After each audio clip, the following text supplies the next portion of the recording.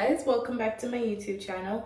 If you're new here, my name is Monique. I'm a nurse. We're going to be talking about all things of different walks of life, basically. We're going to talk about lashes, because I'm a lash tech as well. Traveling, because I love traveling. That thing is near and dear to my heart. We're going to talk about relationships, clothes, what you can do to make yourself feel better, how to romanticize yourself, all that good stuff. If you're coming back, hey girl, hey sis, what's up, what's poppin'? I hope you had a good day, and let's get into it. Today we're just gonna be talking about the different things that you can do to cope with burnout in nursing, or not only in nursing, but just in life in general. A couple weeks ago, I felt like I really needed to go on a trip. Long story short, I couldn't go on that trip because life is lifing right now, okay? And then in addition to that, I want to go on the trip with my boyfriend, and he's kind of crazy, and he does not think it's okay for me to go on a trip by myself. So that being said, trip cancel. Bad trip to cancel. But anyway, I was just, I don't know, I was just like very emotional. I was having a very hard time with everything that was going on at the time.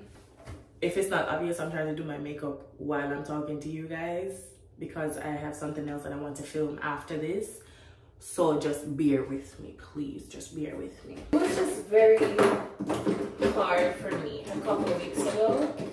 And when I say hard, I just mean that it was just a lot happening at once. A lot that I was having a very hard time channeling, for lack of better words.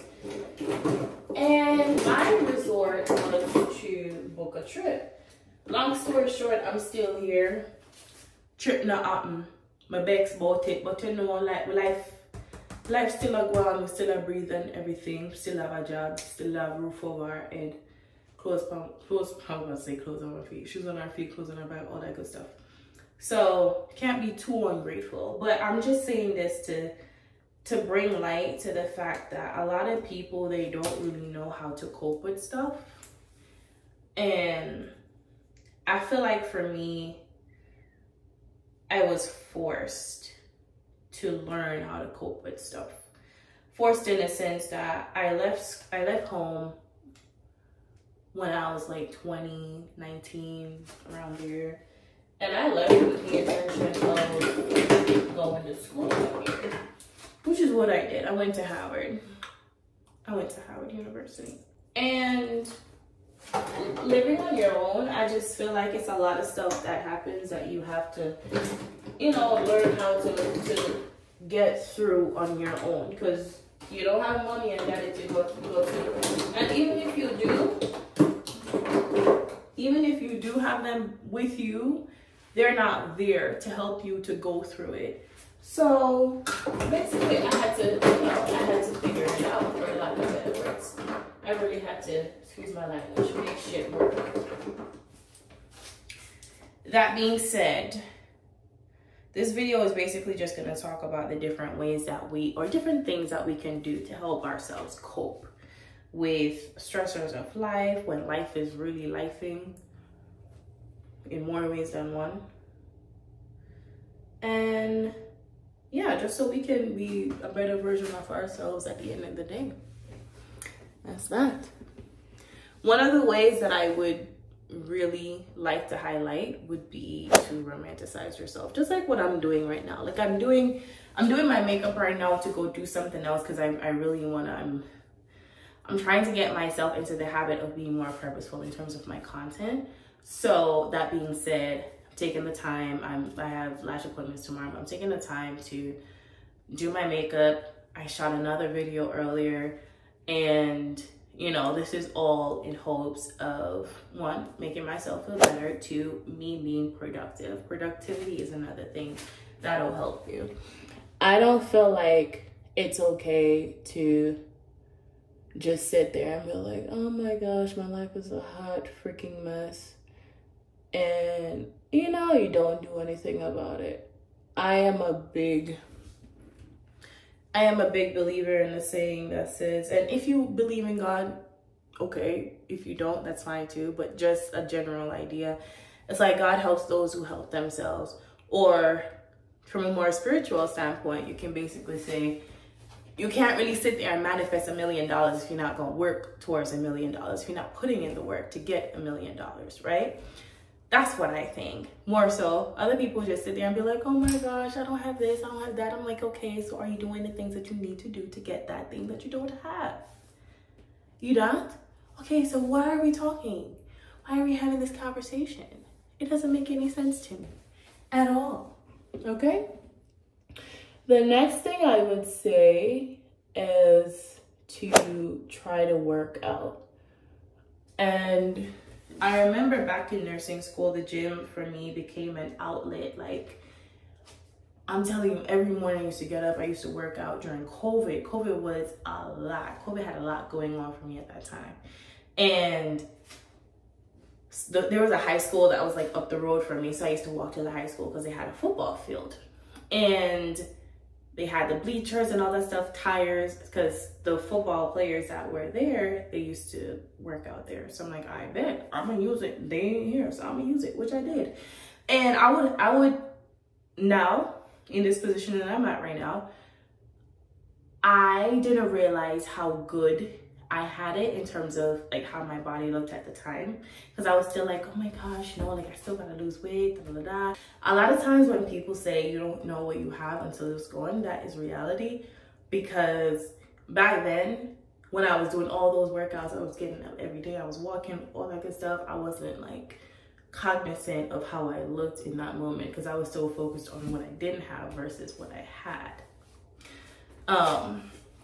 So that was another thing that I did in that, oh Lord, y'all hurt my stomach. That was another thing that I did at that time to basically try to, like, you know, get myself out of the rut. Another thing would be to, you know, put a little bit more effort into how you look, right? We have this thing, I don't know, for us women, we do it a lot. We have this thing where we're like, okay, I'm home, so I really don't have to do anything. I don't have to put myself together.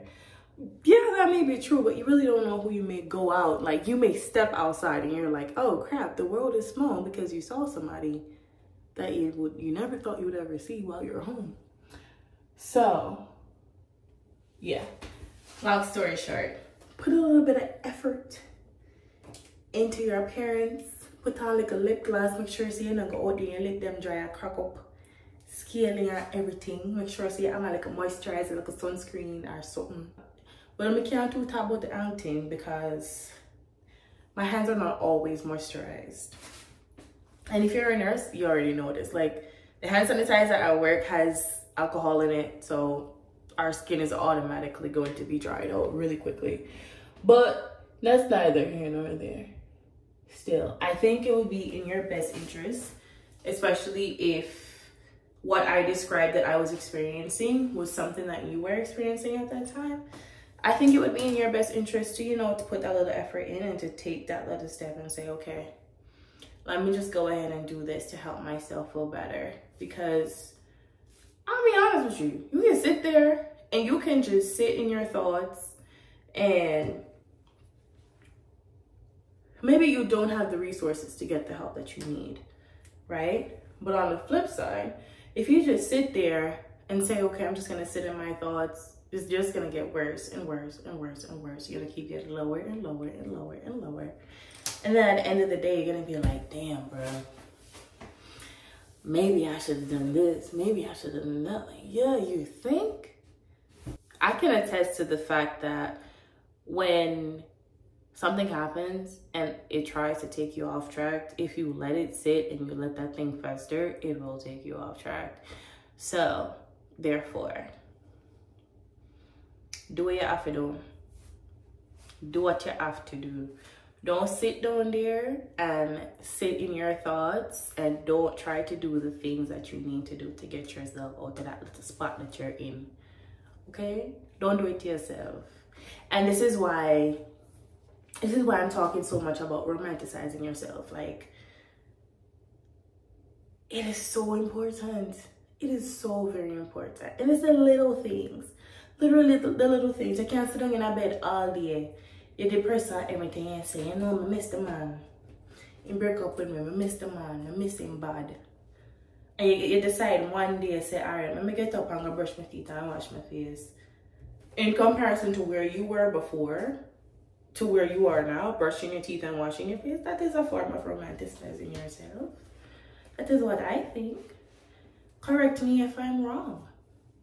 I really think that that's a form of romanticizing yourself. So therefore, you have to put in the effort in yourself. That is what I think. I remember, oh, my best friend will kill me for this. I love you. All right, so a couple years ago, she was talking to my brother. And my mother already knew about this. Like, my brother is my mother's stepson. We have different mothers. And my mother knew at the time that my brother was like doing his stuff on the side. And she called me afterwards and she was like, why didn't you tell her that he's with someone? I'm like, I did. She knows this. He doesn't give a crap. She doesn't give a crap. I didn't let them know what's up. So why should I give a crap? I let everybody know on the forefront what everything was, what each person's situation was. So it's not my fault. But I'm saying this to say that my mother told her that at the end of the day, she should make sure that whatever the situation is between her and my brother, that she's the one that comes out on top. Okay? Get what she can from the situation. That's what I'm going to tell you guys. In any situation that you guys are in, get what you can from the situation to make sure that it benefits you. Okay? But don't talk. I'm going to try to finish that little situation yourself. But long story short, go on a little trip where you want to go on. God no, the money I go come back. And that I try to tell myself to right, you know. Go on a little trip. Go for the little walk or something. Get up early in the morning. Start read your Bible. If you're not Christian, that's alright. Go read the Quran or something. You know, try to take the little or make the little steps. Take the little steps for say, well, then say, yo, let me try to take care of myself. You know, get up and bathe. And again, bathing is so much something that is so cliche. But you'll be surprised how much people don't do it. You feel stressed out, you had a long day, go in the bathroom, make the hot water run on you. Get the eucalyptus oil, go Whole Foods. Now get it from Amazon, because you know say Amazon, not everything pandeso real. So get it from Whole Foods, them have it in there. Put it in your shower, wait until the thing dry up. When it dry up, you take one little vase and put it in there. You take some eucalyptus oil, you rub it on the leaf them, and you put it in your bathroom. You know, so you have the thing smell good. So when you're walking, you know you're walking in like a sanctuary or something like that. You get what I say? So yeah, do what you have to do to take care of yourself, romanticize yourself, okay? And don't make the little dry foot boy stress you out. Don't make the little job stress you out, because guess what? At the end of the day, God forbid, you drop down dead, they're going to replace you. Man, woman, chick, child, the job, whoever it is. Okay? Take care of yourself. Those things I never tell you. Later.